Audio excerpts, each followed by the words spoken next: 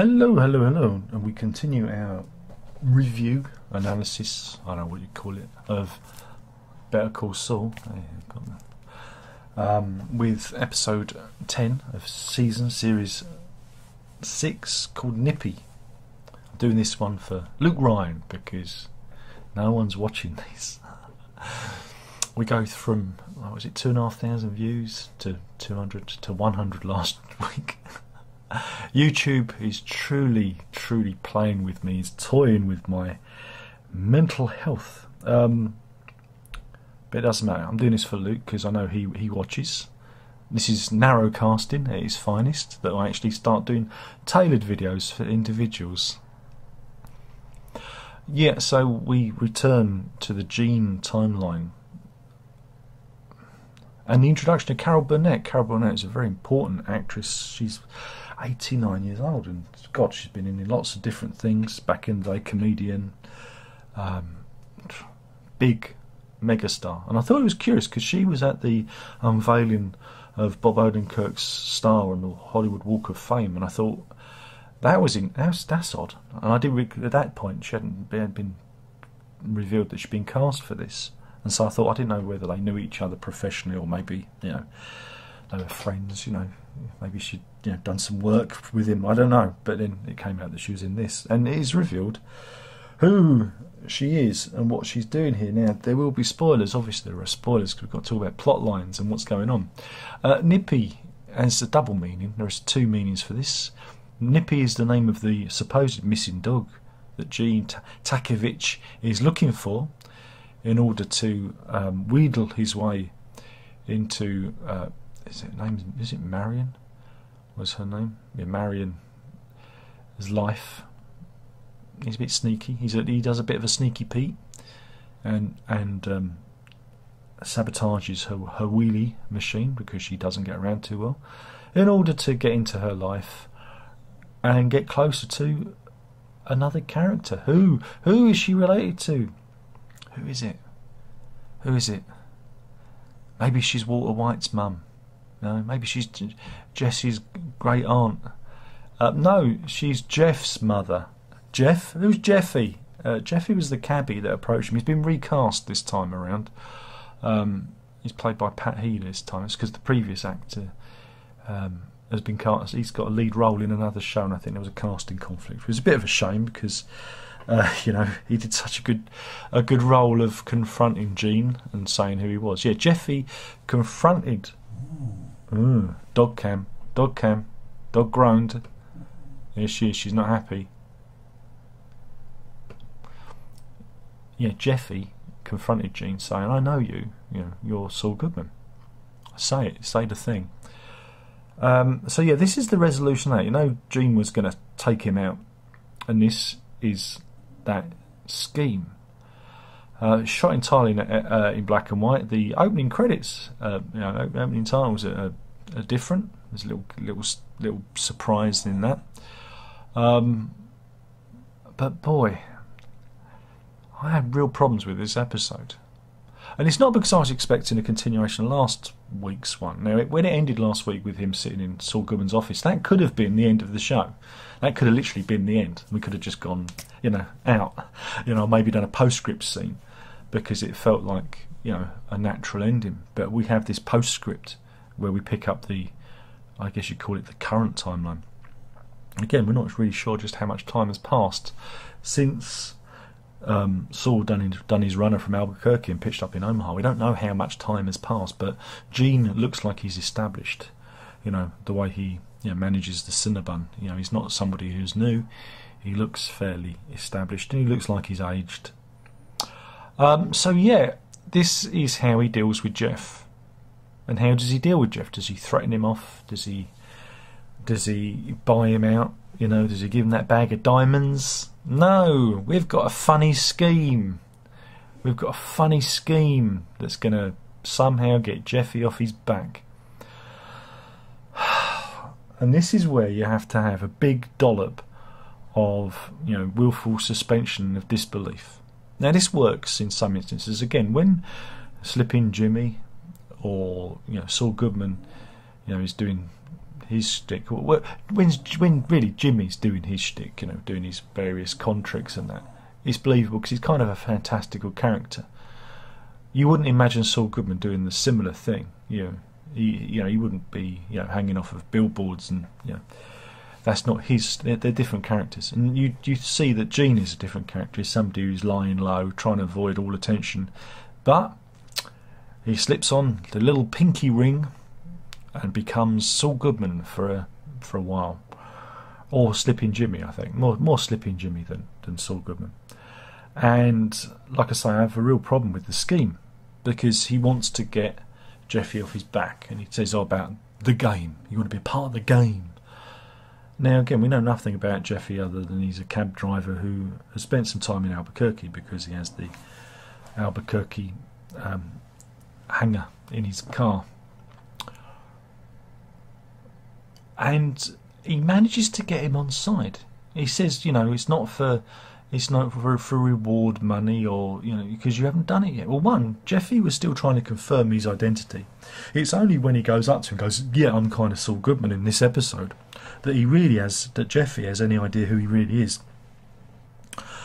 So again, I think if Jeffy had actually had total and utter confirmation that this was indeed Gene Goodman, he would have dobbed him in it, because there would have, if there was a reward, he would have got a reward. If there wasn't a reward, he could have probably sold his story to the press. There's many aspects to this which would have favoured him than some hackneyed scheme that we end up doing. So we end up doing this scheme where Gene goes and befriends the security guys, times how long it takes him to eat a Cinnabon, so he's not got his eyes on the security camera, so that Jeff can get into one of the highfalutin stores, steal a load of clothing and get out again, and without anyone noticing, because they won't notice until there's a stock take, that there's stuff missing, because you're not going to take too much, you're going to take a few things, and by then the tapes will be erased.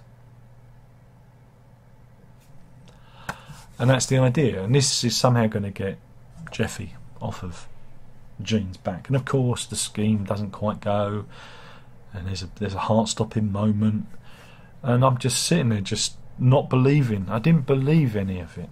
Not that there's always a little bit of fantastical elements to these stories, but the fact that Gene broke cover. Now it could be that they're setting this up as the downfall of Gene / Saul / Jimmy. This is the setup, because it was only something like $5,000. Was it something like $5,000 worth of clothes and items that they stole? But this is supposedly to get Jeffy off his back.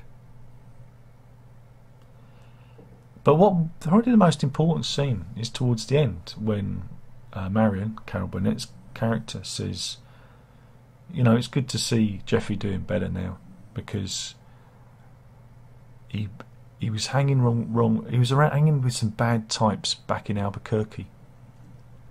And you go, interesting. Who are those bad types? Who are they?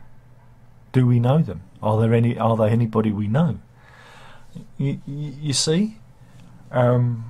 So maybe this is just the first step to the destruction of Gene, Saul, Jimmy, him being involved, and that's why we have to sit through 53 minutes of this, which I just found it intolerable. I found it unbelievable.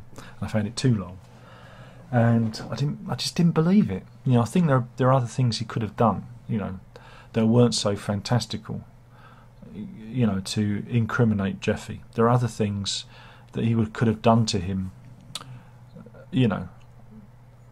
that wouldn't involve him making direct contact with him. I think, again, Jimmy, Saul Goodman, is a smarter man than that. This didn't feel like it was a smart thing to do. This is almost like, when the serial killer returns to the scene of the crime, this is almost like him wanting to get caught. Him doing this. It was too exposed. And at the end, you see Jimmy, Saul, Gene, looking at the fancy shirts and putting a combination that only Saul Goodman would wear. Not Jimmy, Saul Goodman. And then puts it back on the rack because it's not his time to return. So yeah, I had a real issue with this episode. I mean, not that it was bad. I mean, again, I think if it had been a Jimmy McGill storyline, I think it would have been perfectly fine, because Jimmy McGill is somebody with charm. He can charm people. He can get people to do things. Gene is He's playing Gene's charmless. I don't think Gene could charm anyone. You see, because he can't reveal himself, and that's why I felt it didn't work. But I'm hoping that as the last, was it 3 episodes? I think we've only got 3 episodes left.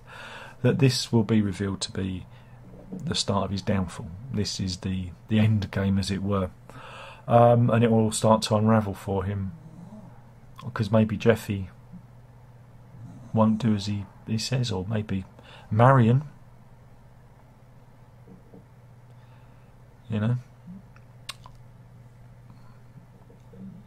See, she can't just be in it for 1 episode. They wouldn't have employed her just for 1 episode, would she? She's too big a name, an actress, Or maybe it's like the Robert Forster thing, because he was a big name back in the day. Maybe they hire them for gravitas, but her role was trumpeted so big. I'd hate to think it was just a one-off. But again, we've got 3 episodes left. They could do anything. I want there to be an episode where it's just a musical. It's a musical number where everyone sings and dances, and that would be fun, wouldn't it?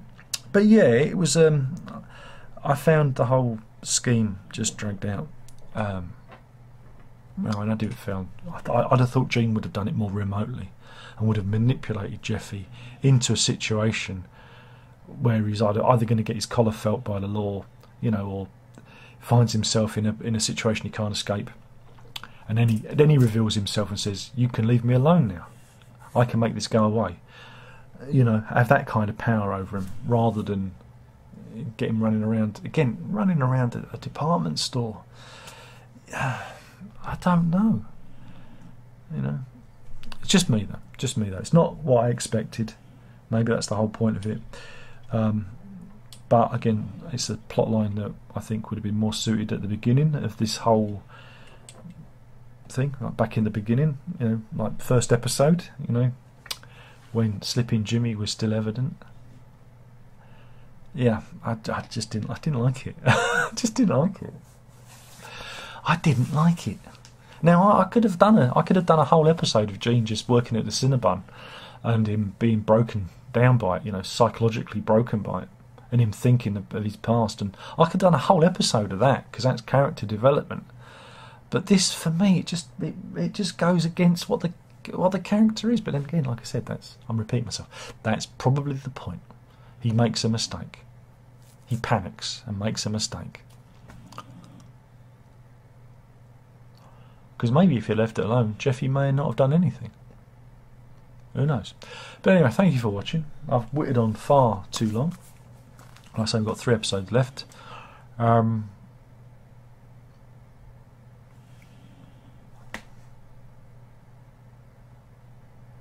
It's a weird one. Anyway, that was Nippy. The 10th episode of series season 6. I'll get it right one day. No, I won't. Anyway, so you better call Saul. If you don't like this review, you better call Saul. And that's it. Thank you for watching. Yep. Okay then. Ta-ta then.